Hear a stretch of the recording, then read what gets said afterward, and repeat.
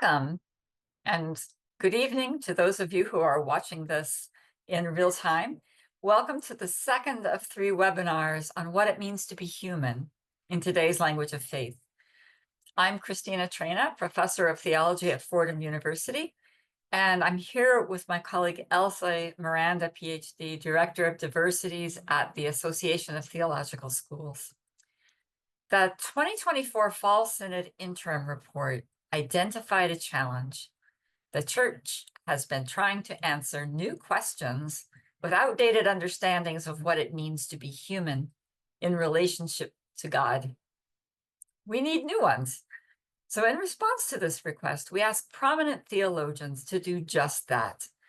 They've shared their insights in a short book we've edited for Paulist Press, The Meaning of Being Human, Synodal Considerations. The book will come out in 2025, but in the meantime, we've invited some of the authors to talk tonight about why this question is so important and to share their wisdom with us. We're grateful to all of our authors, to Paulist Press for their partnership in this project, and to the Center for the Study of Spirituality at St. Mary's College, especially Daniel Horan, for making this webinar possible. I'll briefly introduce our speakers, and Elsie will invite each of them to share their thoughts. Then the speakers will have time to converse with Elsie and each other, followed by answering questions from our live webinar audience, you. So please send us a question anytime during the webinar by using the Q&A option at the bottom of your screen, rather than the chat. Our speakers tonight include Craig Ford Jr., who is an assistant professor of theology and religious studies at St. Norbert College in Des Peres, Wisconsin. He writes and speaks about gender, race, and sexuality from a Catholic Christian perspective. He'll soon publish a book on being human entitled Works of Art, Sexuality, Gender, Race, and the New Theology of Embodiment. Michelle Gonzalez Maldonado is professor of theology and religious studies at the University of Scranton, where she also served as provost and senior vice president for academic affairs, as well as dean of the College of Arts and Sciences. She's the editor of the Oxford Handbook of Caribbean Religion and the author of 8 books, including A Critical Introduction to Religion in the Americas, Bridging the Liberation Theology and Religious Studies Divide. Hosffman Ospino is professor of Hispanic Ministry and Religious Education and chair of the Department of Religious Studies, of Religious Education and Pastoral Ministry at Boston College. The author or co-author of over a dozen books on catechesis, ministry, and theological education. He's also directed several studies on U.S. Hispanic Catholic life. In addition, he's the secretary of the Catholic Theological Society of America. Welcome to all of you. Thanks so much for being with us tonight.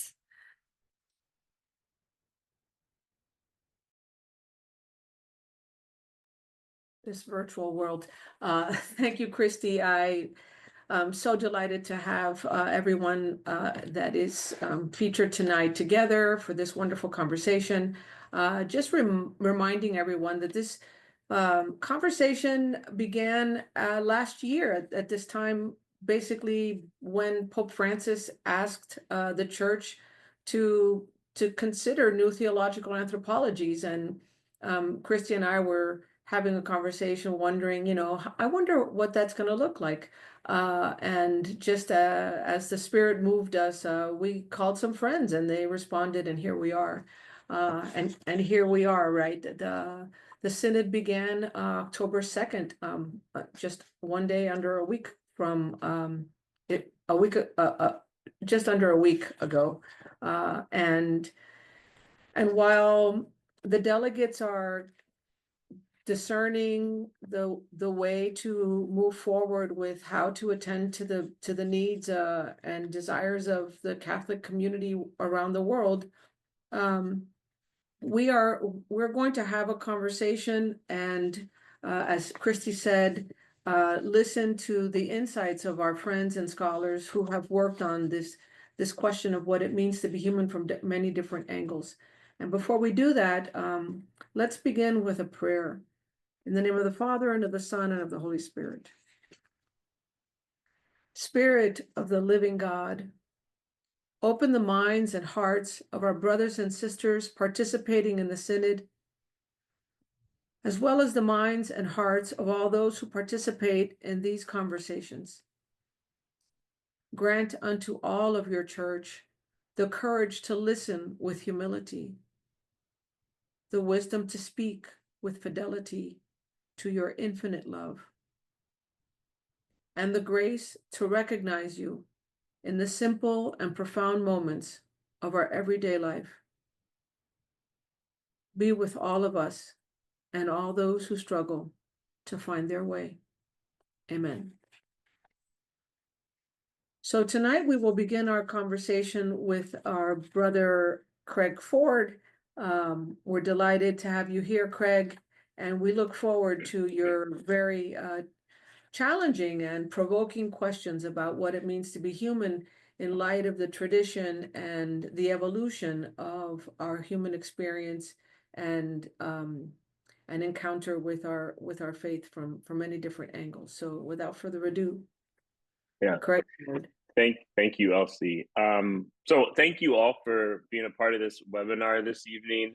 I figured the best way for me to insert myself into this conversation is to tell you a little bit about why I think it's important for us to think of the natural law alongside maybe something that's more familiar to us, which is like liberation theology ideas, which is the main idea that God is not only just promising us fullness of life in some afterlife, but that fullness of life starts now. And when there are people released from situations of oppression, we see God's saving hand at work. But a lot of times when people think about liberation theology, or even the concept of liberation more broadly, they don't pair the natural law with that. And they do that for a number of really good reasons. One is that the natural law, particularly the concept of nature, has been used in such an oppressive way that many people have simply thought, if you want to move to a liberated future, you have to leave a lot of these proclamations based on nature behind, often because they seem to be spaces where people submerge their own prejudices, right? So for example, we've seen arguments around nature being used to justify racial injustice, enslavement, right? We've seen it used to fund misogynistic and sexist ideas around what women are capable of and what place women have within the church and in the wider society. And then many of us are familiar with how the concept of nature and even the natural law gets deployed in ways that try to delegitimize homosexuality, transgender identity. And so when people raise this question of natural law, they're not thinking about it as a companion to liberative thought, and for the reasons that I mentioned. But when I first started studying the natural law, among the other sorts of ethical theories that were afoot in the Christian tradition, it just made sense to me in a way that other theories didn't. And when I think about like the fundamental conviction of the natural law, it's that we're doing God's will exactly when we are flourishing as the creatures that God created us to be. And so what my contribution to this book and this project is designed to do is to try to show a way forward for thinking about a liberative idea of human nature that carries the natural law with us. And I think this has a particularly interesting side effect for us. The biggest one is that it turns a framework that has been used in the past to either oppress or harm people, and it actually turns it into a resource that can be used. Not the only resource, obviously, as you'll find from many of the chapters of many of the people that you'll hear from, and some even tonight, right? But it's one resource. And so reclaiming the natural law as a liberative resource is really the essence of what I try to do in this chapter. And so, just a few quick notes about what that looks like. When I thought about the natural law itself as a potentially liberative reality, what I wanted to do was go back to the way Thomas talked about it. And the way Thomas Aquinas said is, talks about the natural law is not as a long list of prohibitions and rules, but primarily as, and this is my favorite way that he describes it, as an imprint on us of the divine light. And that imprint is what guides us through to come to understand our nature in deeper ways. And how do we do that? We discover more about ourselves by exploring this world, exploring it scientifically, exploring it philosophically, exploring it within the context of our relationships and our embodiment. And if we are open to how these other sources of insight are actually continuing to show us a greater insight into the world that God created, then to the extent that we learn more in any fashion about what it means for human beings to thrive as the particular embodied creatures we are, sexually, psychologically, we can say that that actually is helping us understand the natural law. So what makes the natural law liberative is that the natural law can be used as a framework, one, but not the only one, to fund and to actually promote critical study of the way the world has come to be, critical study of how the world has engaged in these sexist, racist, homophobic, and transphobic projects, and learn about the diversity that God has created, ultimately to give us a more complete vision of what the human being is. And when we have that vision of the human being, a better vision of it, the way that God created, we're going to become more able to make judgments about what our flourishing consists in. And so as I see this field, as I look at the things we're learning about trans people, around LGBTQ people more broadly, as we learn about a world that wants to get beyond sexism and racism, I see all of this as a deeper integration of the natural law in the way we talk about human beings. So that's my 4 minutes, which might have been 5 minutes. Sorry, Elsie.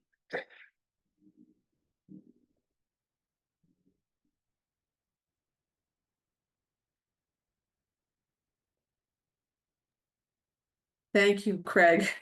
You were just right. That's a lot to squeeze into 5 minutes, and you did a wonderful job. Thank you. I look forward to our liberative conversation afterwards. Next up, we're going to hear from Michelle Gonzalez Maldonado. The title of her essay is "Beauty and the Human: An Encounter with Sor Juana Inés de la Cruz."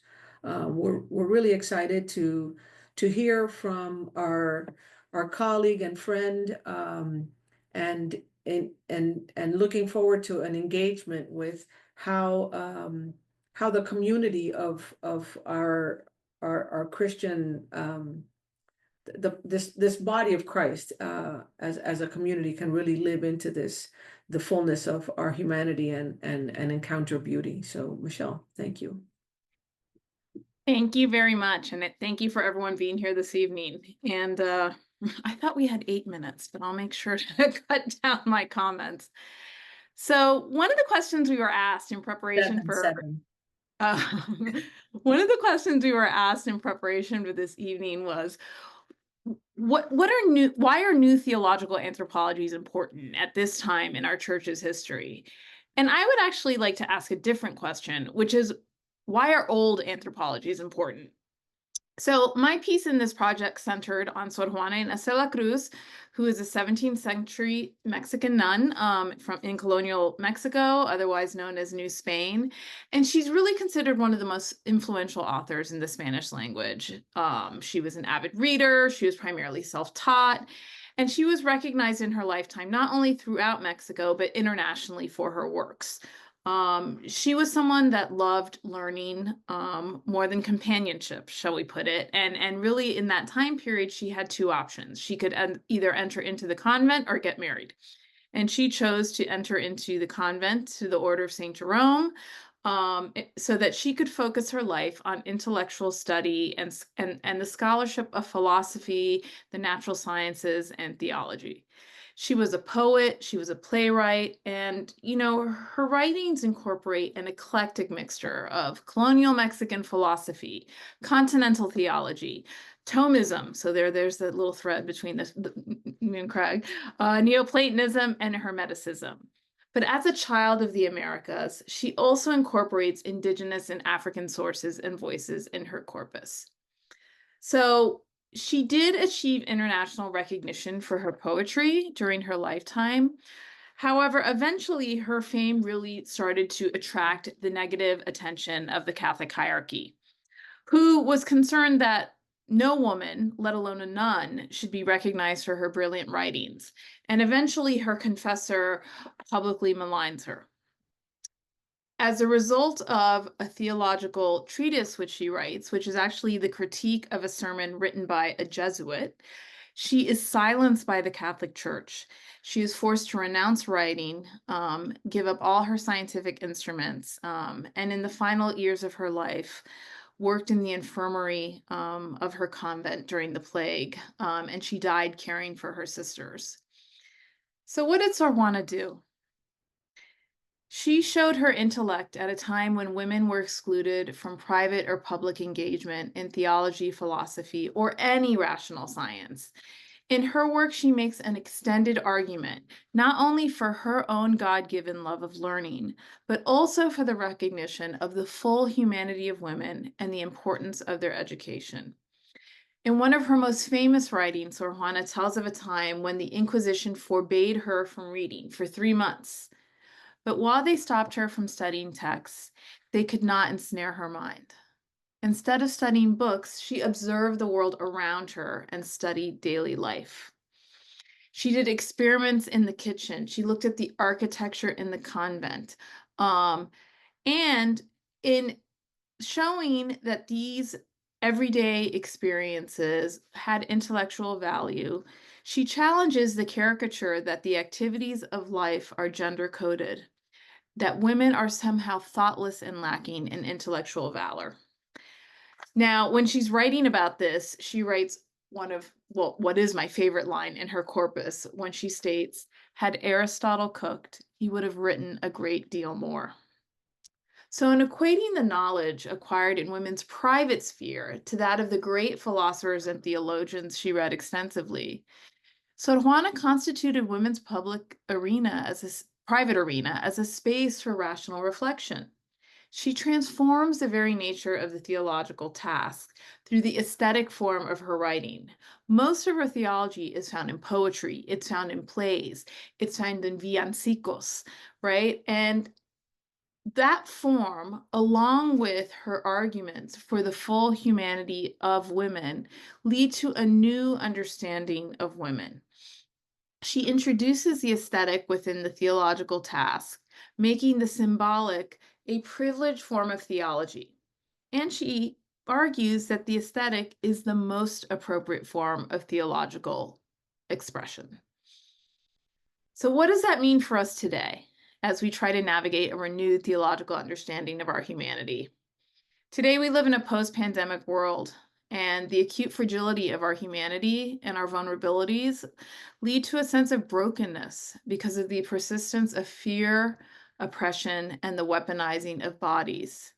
We hear immigrants being labeled as animals, women and children trafficked and sexually commodified or disappeared, denying the integrity of their humanity. We are confronted with an increasing mental health crisis among young people, accompanied by a growing sense of hopelessness and inability to resolve conflicts and disagreements in a respectful manner. Where is beauty in that? Sor Juana would tell us that beauty is in our encounter with the sacred and with each other.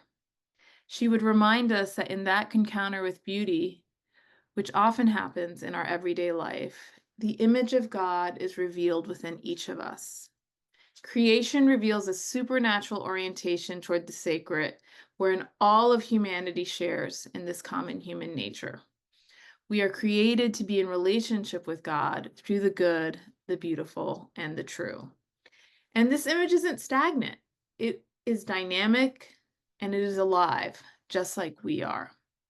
This leads to a dramatic anthropology where the human is in a continual evolutional process of becoming. For the Catholic Church in general, and institutions of Catholic higher education in particular, sources like Sor Juana remind us of not only our heritage in the Americas, but also the contemporary Catholic Church and its growing Latinx population. And that is sort of a study in contrast. Because on the one hand, Latinos and Latinas are often credited as saving the Catholic Church here in the US through our membership and younger demographics. On the other hand, we are leaving the church consistently. We are dramatically underrepresented and underserved by Catholic higher education. For example, one only has to look at our numbers, whether it be students, faculty, or administrators, to see a world where Latinos and Latinas are not and never have been a sustainable demographic priority in Catholic universities. So, what do we need? We need a radical shift in the way we understand our Catholic identity and also a more inclusive vision of our Catholic intellectual tradition so that voices like Sor Juana's are part of the narrative.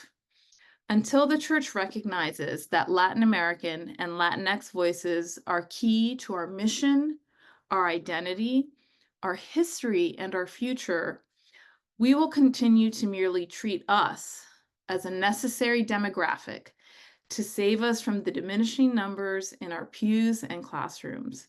And Catholic institutions, I would like to think that we are much better than that. Thank you.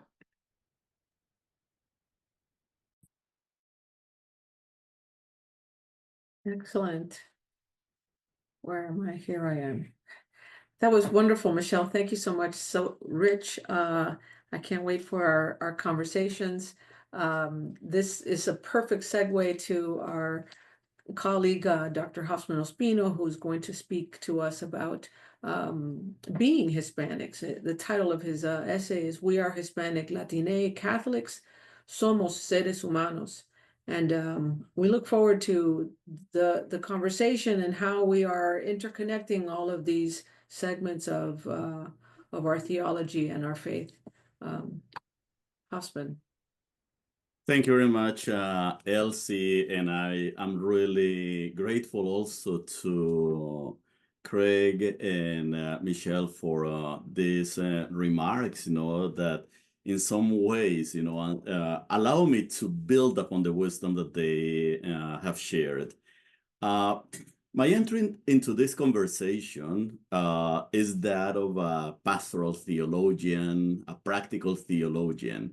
And as I was thinking about not only the remarks that I was going to share with you tonight, but also as I was writing the chapter, I was thinking, what does it mean to contemplate the practice of being human? What does it mean to practice humanity, to being human every day with our families, in our neighborhoods, in our nation, in our world?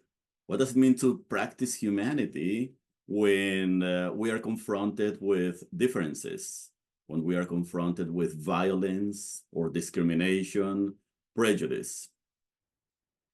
The Catholic tradition has been very rich with images and categories, whether categories that we have taken, borrowed, or stolen from philosophy or other religious traditions. Our great theologians throughout history have certainly, used and developed, many of these categories, borrowing from Plato, Aristotle, the philosophers, and some other unknown or lesser known thinkers.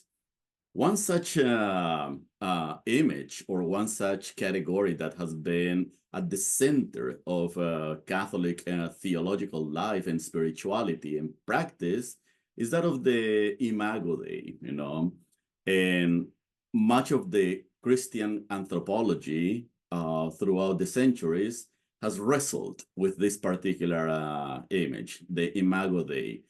Who do we see, or how do we see ourselves, reflecting about humanity as images of God? Something that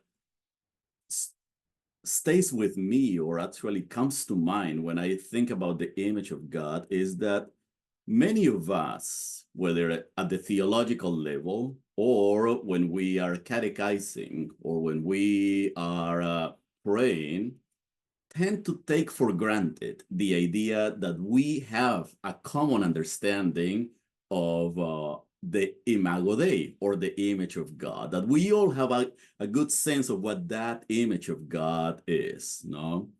And I'm actually very grateful to one of my doctoral students who recently finished his dissertation at Boston College, Cesar Valdelomar, who in his dissertation helped me, as a matter of fact, challenge precisely that particular notion, and echoing, as a matter of fact, Michelle Gonzalez, who in a book that she wrote a number of years ago, reminded us that there is no such a thing as one anthropology per se, or Christian anthropology, but there are many Christian anthropologies.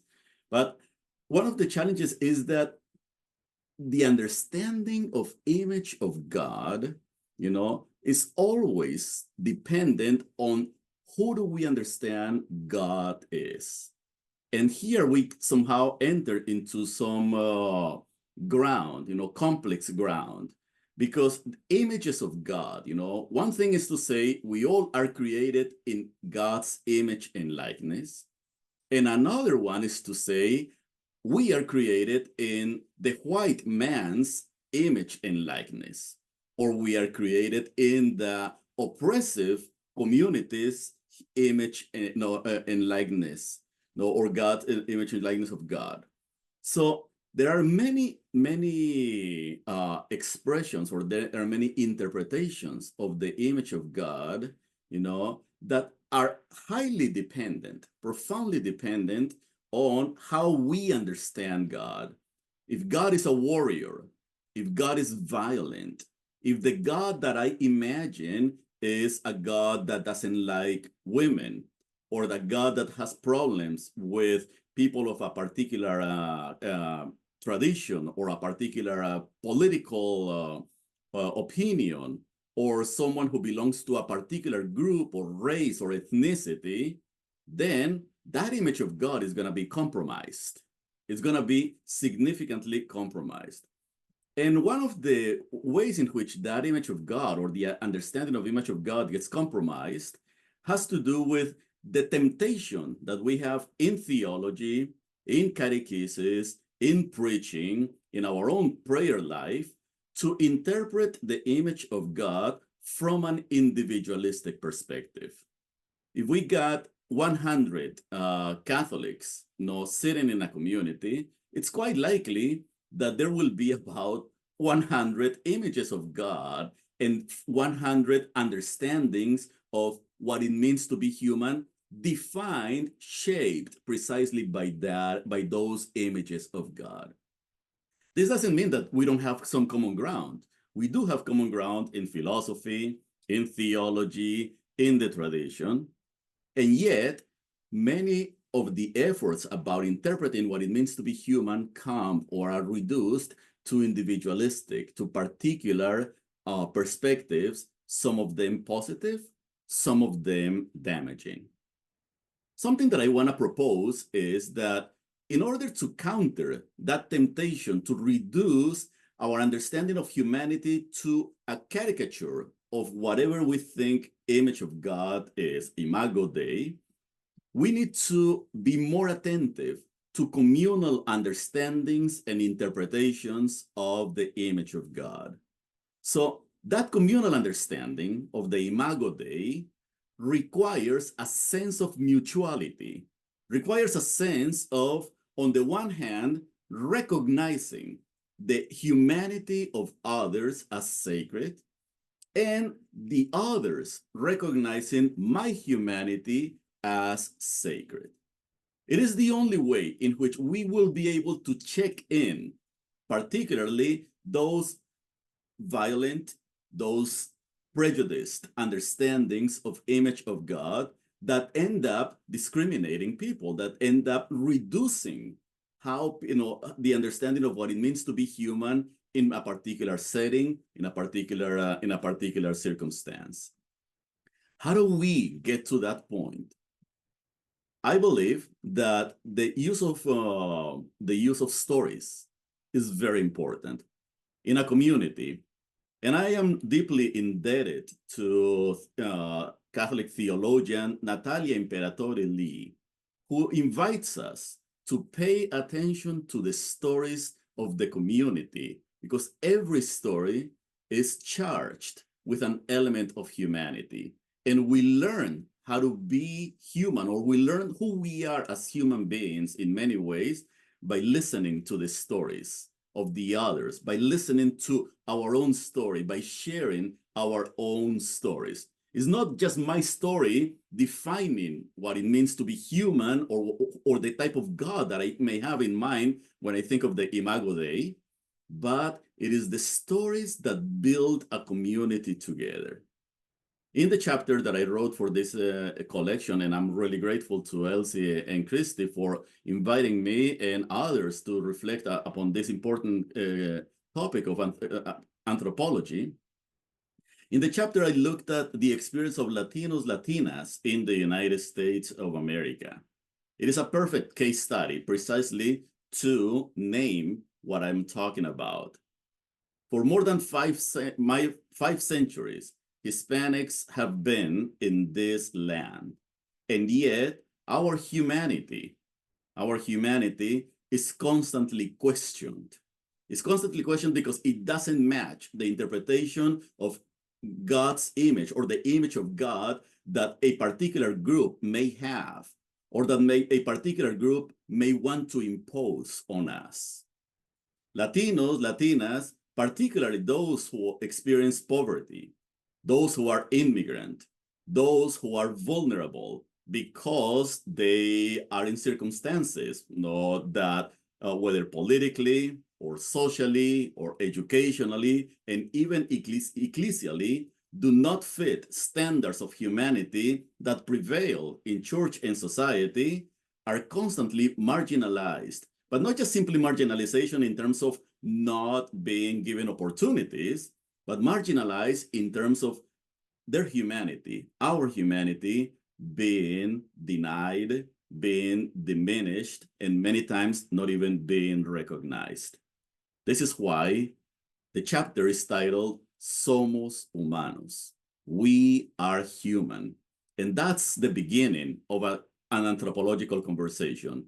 We are human, and we tell our stories. We share our stories about humanity by listening to one another, affirming those Imago Deis, those experiences of God that we have in the everyday. Thank you. Thank you so much, Hosffman. This has been very rich, and I look forward to our conversation. I believe that we're going to turn to Cristie initially, and she's going to moderate our questions, and we will take turns and respond as the question fits the speaker. Cristie.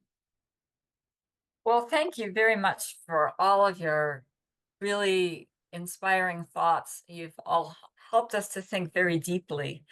One of our audience members has asked this question, which I think is really astute. Jessica Koblenz wonders, you've retrieved, all of you, elements of the tradition to re-inspire theological anthropology today.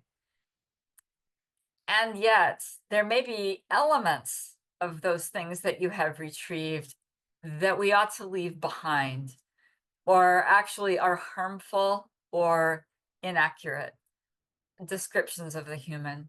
And we're wondering, what would all of you say to that?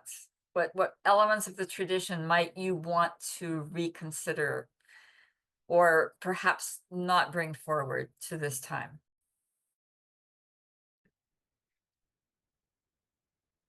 And any of you is welcome to begin. I'll jump in. I just want to say with Sor Juana, we're bringing everything. So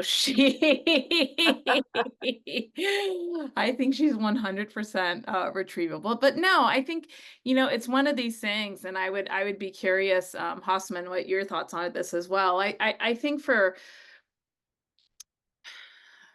Latinx people, it's complicated, right? Because we live in a country in the United States where things are very black and white and this and that. And there's a lot of ambiguity in our history, in our identity. And, as Justo Gonzalez famously wrote decades ago, Latino peoples have the blood of the conquered and the conquerors running through their vein. And to that, I would add the slave and the slaveholder. And so it's, how do you unpack that, right? And how do you, when it's so intermeshed, right? So part of it, I think, is taking a critical eye to that tradition and understanding what is liberative and what is revelatory, right? As theologians, frankly, and what is that which we feel in our tradition is something that should be embraced. The Cuban American theologian Orlando Espín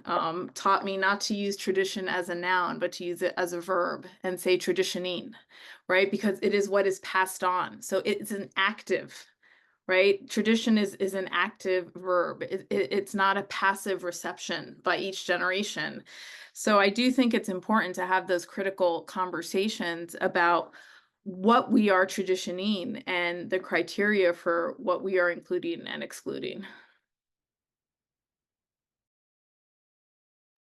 Yeah, I'd be happy just to piggyback off of that. I mean, I definitely think that you can look at like the whole Catholic Church as a tradition, but you can also look at the natural law moral framework as a tradition, right? I think we tend to kind of lionize certain individual people like Thomas Aquinas, and then he kind of enters as like a showstopper. But I think sometimes we have to let dead people be among the saints in the communion of saints, right? That they have thoughts that over time we now know are no longer accurate, no longer worth continuing to bring forward, but we know why, right? I think that's important to kind of recognize.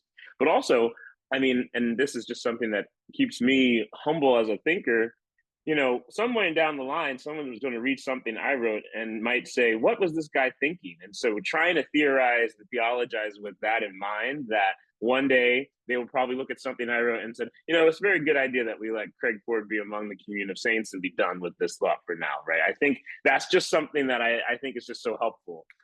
Take what's best, leave the rest, but recognize that what you think might be best might be in the heap later on. And it keeps us just striving, always asking for God to help us to advance the work of our hands. I'll just add one quick point. Thank you. I believe that, at some point we need to have more conversations like this one at different levels. As theologians, we should also have them in our faith communities. We should have them in our catechetical programs. We should have them as preachers, as spiritual directors, and so on.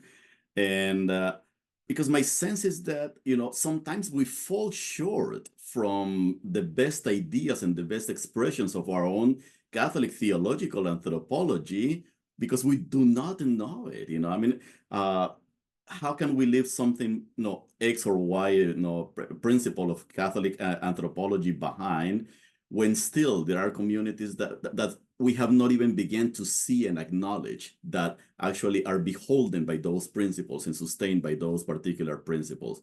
So I would love to have more conversations about that on a regular basis in order precisely to see, okay, are we living what we claim to live?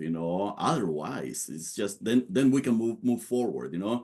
Just a quick example, when Pope Francis, for instance, talks about the immigrants and uses very basic biblical language, some people are shocked. Some Catholics are shocked, and even confused. And I'm thinking that shows that we haven't even begun to live our own faith, in a more sustainable way.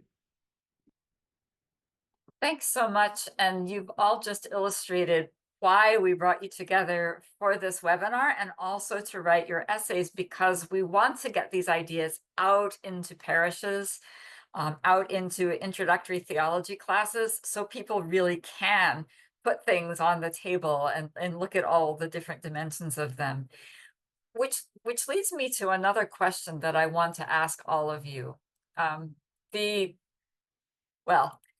Pope Leo XIII, in a sense, focused the Zoom camera on Thomas Aquinas and left it there, telling us that we really, any theology, any theological anthropology that we invented had to be in line with his thinking. And that held for a good, 70 or 80 years, right?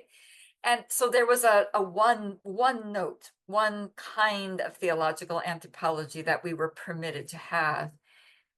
And then somewhat apparently in answer to this call for theological anthropology, Dignitas Infinita came out last spring, which seemed again to be a single anthropology. And we've also had John Paul II's Theology of the Body, which seems to be one anthropology as that is official and must be believed. But you're all three telling us that multiple theological anthropologies, multiple descriptions of the human are true at once. Can you tell us how that works in theology and in the church and why that's so important? And I don't know who would like to start, but whoever would like to, please just go ahead.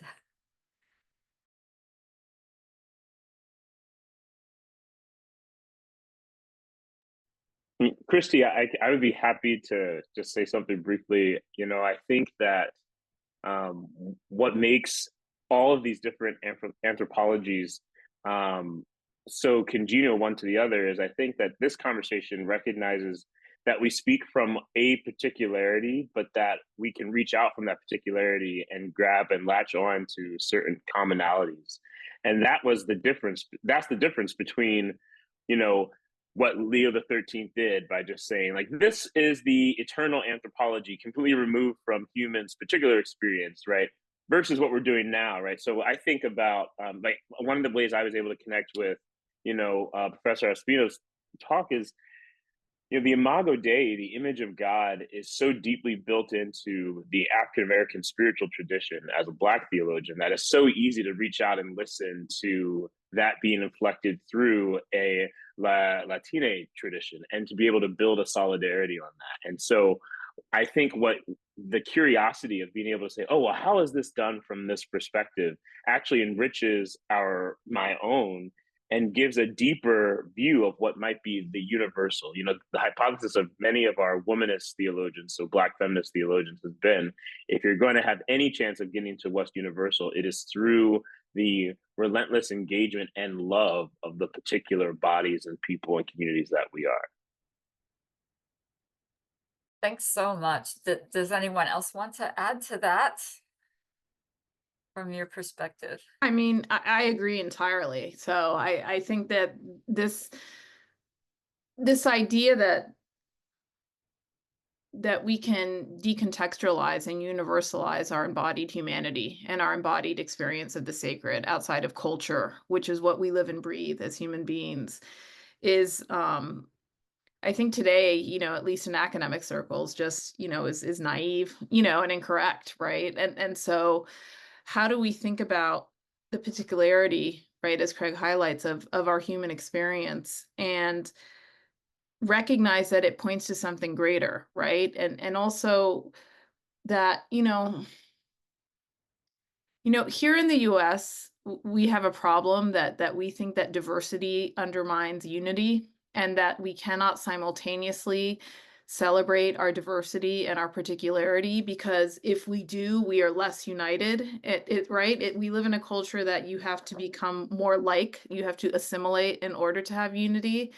And I actually think Catholicity is the opposite of that. So for me, it's a really fruitful theological conversation to have, to even just think about that broader theme that dominates US culture and how I think theology offers an alternative. I want to offer just one thought from a slightly different angle. And as a matter of fact, sometimes I feel that we are too obsessed with what official theology, says about X or Y, what the bishops say and the Pope says. And that is important. I'm a practicing Catholic. I think that what the Pope says is important and so on. But on the other hand, I am mesmerized about the energy of what happens at the grassroots of faith communities and what happens in classrooms and universities and what happens in Catholic parishes, I worship in a trilingual community, for instance, Vietnamese, Latinos, and English-speaking Anglo community.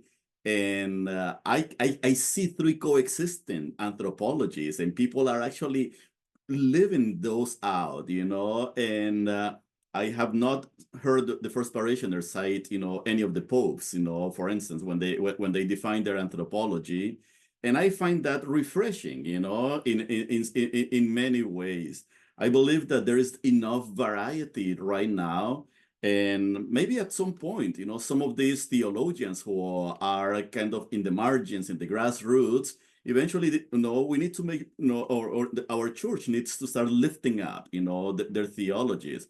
I'm very encouraged about, for instance, a category that began in the context of liberation theology, faith communities, or small ecclesial communities. The preferential option for the poor, for instance, it begins as a condemned, almost condemned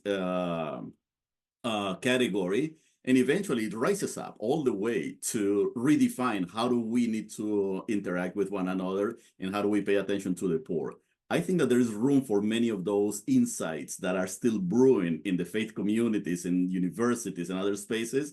And I'm happy to live in those spaces, at least for now. Well, you remind me of a couple of images I often use when I'm teaching. One is perhaps no longer something that we would use with the students, but the old poem, The Blind Men and the Elephants, in which each of them is touching a different part of the elephant and saying, well, it is really like this. And the other one says, no, it's like a tree trunk. No, it's like a snake, right? And instead of saying, no, we can say yes and, right? We can say yes and it is this and it is that, because if we're in the image of God, bringing it down to one label would actually be idolatrous. It would imply that we could have only one name or one understanding of God. And so for me, I like to talk to my students about theological anthropology as almost a hologram, so that as you walk around it, you see different things from different angles, and you can never see the whole at once. And you've all reminded us of how important it is to do that. Elsie, you wanted to say something. Yeah, I'm just delighted to hear these messages of hope and of complexity and community.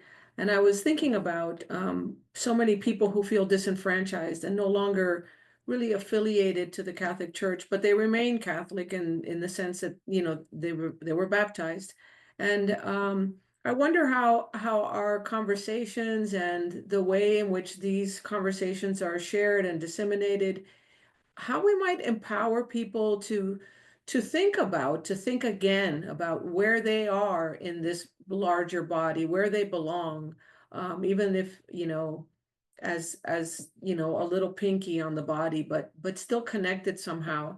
Because what I hear is, we have this trilingual parish, and we have, communities of LGBTQ persons who feel exiled or marginalized, because they don't know where the tradition speaks to them about their place. So how might these conversations, who could take up the baton and engage the meaning of being human within communities, in those cotidiano spaces? Recently I was in Austin, Texas, having tequila with some friends, and there was an altar to Guadalupe behind us, a candle with St. Thomas, at the table. It was the most religious place I've ever been to. We were having these really fabulous symbolic tequilas that had names like La Gritona and Fortaleza, and it was like, wow, church can be so many places to so many people. And I think I'm hearing that from you all, and I'm hoping that you have some ideas about how we might, move this conversation forward, and who could take it up.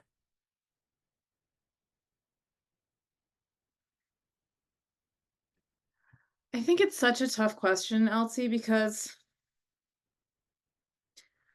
until individuals with positions of power in the church join the conversation and are willing to listen and be transformed, and all of us mutually transformed in the conversation, people will just create spaces outside of the church, like the place where you were drinking tequila, right? Or when you think about all these like popular saints like Santa Muerte, Jesus Malverde. I mean, and you see that folks, if they don't find it in the ecclesial church, that doesn't necessarily mean they lose their faith, or they don't find avenues even to communally, not even just individually, but communally, find rituals and symbols and spaces to encounter the sacred. And so for me, that's sort of the rub, right? Because it's not, unless the leadership becomes a part of the conversation, we clearly see that folks will just take their faith into other spaces, right? Because they feel excluded, they feel silenced, they don't feel heard. But it doesn't mean they lose their faith. They just lose their faith in the institutions and the spaces that they provide them.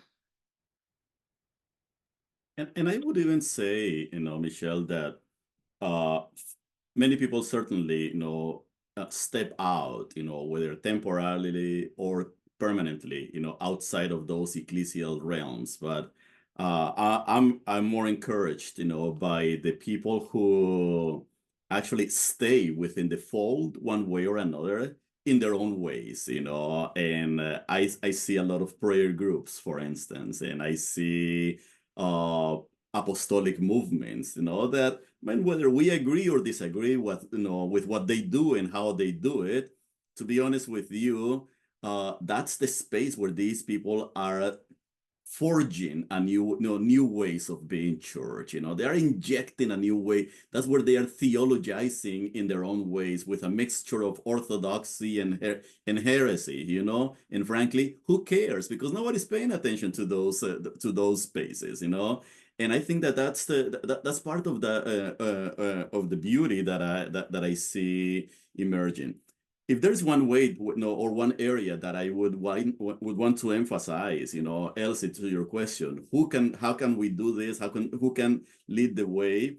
I think that there is potential in preaching, I think that we should not minimize the potential of preaching, not only the preaching that happens on Sundays, only by the ordained, minister, which is important, but also the preaching that actually gives life to people, preaching that happens in prayer groups, preaching that happens in campus ministry, preaching that happens in prayer services, whether they are ecumenical, interreligious, and so on. And I think that the Synod, most recently has turned its attention with Pope Francis to the idea of preaching. And I believe that, there's going to be a full area for us, because I would love to hear more abuelas, grandmothers preaching. I would like to see more young people preaching, people who just cross the border and do not have documents like the ones that the government needs and so on. I want to hear them preach, and the more we emphasize, those spaces where they can do it, maybe we can enrich our own theological anthropologists, more. That's really Yeah, helpful. And sorry, I sorry. I want to hear from Craig. Oh yeah, I think there's a certain sense in which I feel that the attachment to a certain institutional form of the church may be what we focus a lot on when we ask this question. But if there is a new form that God is ushering in through the Spirit, we may have to be open to some of the things that we liked about our comfortable parish life sort of changing. That, one of the things that, I was just reading the New York Times last week that Gen Z has bucked a very interesting trend in the fact that young men in Gen Z are more likely to be religious, especially young white men in Gen Z are more likely to be religious than women, in the first time in pretty much, I think, the history of modern study of religion, which is really interesting, right? That there are ways in which the the institutional church is realigning with larger conversations around whiteness and masculinity that we have studied. And there is something moving. Young women are moving out. People of color are moving out in some ways, especially Black Catholics, and Black Catholics in particular, we're less likely to stay as adults for a number of reasons, mostly because of the lack of addressing of racism in our churches. But that means that God is working in another way, that God is working there. And I want to be open to that and not be too attached to maybe what might be passing. Though I love going to Mass, but you don't have to have Mass in a cathedral to have Mass. And I think being open to where God is sacramentally providing these sacramental openings, that's where I want to be. That's where the Spirit is, you know? And so I just hope we also open to that, right? That maybe in 50 years, this institution will look a lot different, but the Spirit will still be here, and making sure that we're attentive to where she's moving. That is fabulous. I think we need to be more focused on being authentic and responding to God's call and reclaiming Sor Juana, who didn't need the institutional church to explore the heavens and the earth, and to reclaim our sense of being in this body, as Hosffman said, and to preach it and to live it. I think that this is exactly why we're gathered here and why we're going to share these videos and these essays for the community to be empowered and to take up their role in being church and not necessarily just going to church. So on that note, that's my final cue to Cristie. Well, thank you very much for being with us. We hope that you'll be with us for our last webinar on Thursday. I want to just put in my little white Catholic piece, which is that white Catholics tend to be obedient and wait for the institution to act, right? And my Sicilian self, the little Italian part of me, you know, in Italy, they say, oh, the Pope, do what you want, right?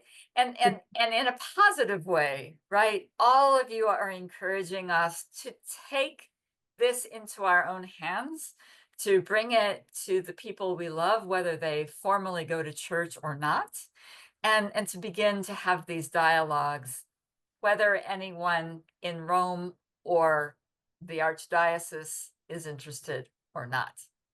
So thank you very much for being with us, and blessings on you and your own theologizing. Yes. See you Thursday, hopefully.